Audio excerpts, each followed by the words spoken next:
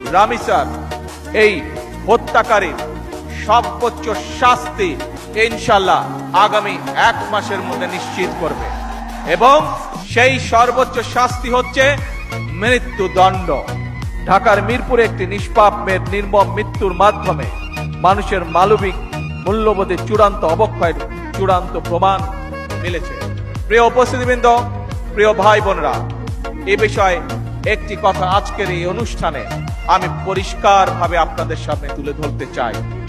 এই ধরনের শিশু নির্যাতন বা নারী নির্যাতন বর্তমান সরকার কোনোভাবেই মেনে নিবে না এবং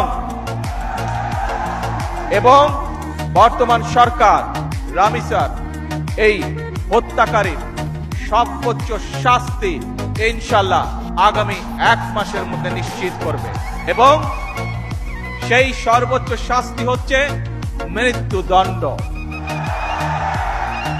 যাতে করে ভবিষ্যতে আর কোনো ব্যক্তি মানুষ এইভাবে শিশু বা নারী নির্যাতন করার সাহস না পায়। একটি নিরাপদ মানবিক রাষ্ট্র এবং সমাজ প্রতিষ্ঠা করতে হলে আমাদেরকে আইনের শাসন প্রতিষ্ঠা করতেই হবে। রাজনৈতিক সংস্কৃতির পরিবর্তন ঘটাতে হবে।